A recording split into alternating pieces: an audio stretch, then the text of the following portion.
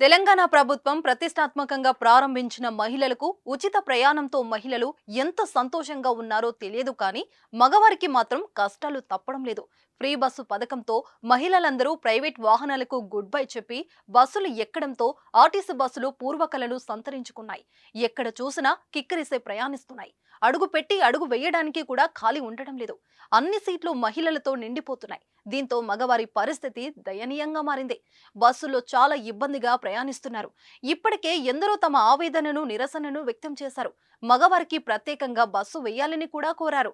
Free bus అమలు అయ్యాక మగవారి కష్టాలకు సంబంధించిన ఎన్ని వీడియోలు వైరల్ కాగా తాజాగా మరో వ్యక్తి మాకేంటి ఈ పరిస్థితి అంటూ ప్రభుత్వాన్ని ప్రశ్నిస్తున్న వీడియో వైరల్ గా మారుతుంది. అన్ని రకాల చర్మ సమస్యలకు శాశ్వత పరిష్కారం ఈ శ్రీత 9281458181. కొందరు పురుషులకు కూడా ప్రత్యేక సీట్లు కేటాయిస్తే బాగుంటుందనే డిమాండ్ కూడా చేస్తున్నారు. తాజాగా ఓ యువకుడు ఇదే విషయంపై ప్రభుత్వాన్ని నిలదీశాడు.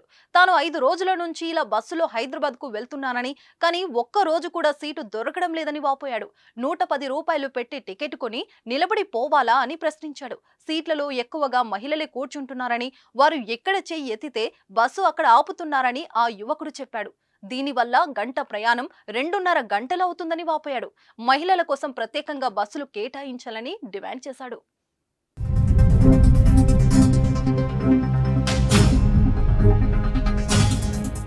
ఆ యువకుడి వెనకాలే ఉన్న ఓ వృద్ధుడు కూడా తన ఆవేదన వ్యక్తం చేశాడు. మహిళల కోసం బస్సులు కేటాయించాలని ఆయన సీఎం రేవంత్ రెడ్డికి విజ్ఞప్తి చేశారు. వెనకాల కూర్చున్న మరికొందరు కూడా వారికి మద్దతు పలికారు. దీనికి సంబంధించిన వీడియో ఇప్పుడు సోషల్ మీడియాలో వైరల్ గా మారింది. తెలంగాణలో కాంగ్రెస్ ప్రభుత్వం అధికారంలోకి వచ్చాక మహిళలు, బాలికలు, ట్రాన్స్జెండర్లు ఫ్రీ బస్సు జర్నీ సౌకర్యం కల్పిస్తుంది.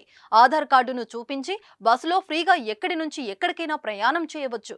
డిసెంబర్ 9 నుంచి ఈ పథకం ప్రారంభం కాగా మహిళలు రాష్ట్రంలో ఎక్కడి నుంచి ఎక్కడికైనా జీరో టికెట్ తీసుకుని బస్సులో ఉచితంగా ప్రయాణిస్తున్నారు. ఈ క్రమంలోనే బస్సులని మహిళలతో నిండిపోతున్నాయి. దాంతో చాలా మంది మగవారు తమ కోసం ప్రత్యేక బస్సులు నడపాలని, లేదంటే అదనపు సర్వీసులైనా ఏర్పాట్లు చేయాలని డిమాండ్ చేస్తున్నారు. మరి ప్రభుత్వం దీనిపై ఎలాంటి నిర్ణయం తీసుకుంటుందో చూడాలి. ఇప్పటికే మగవారి కోసం ప్రత్యేక బస్సులు, ప్రత్యేక సీట్లు కేటాయించే ఆలోచన చేస్తున్నా అవి పూర్తిగా అమలు కాలేదు.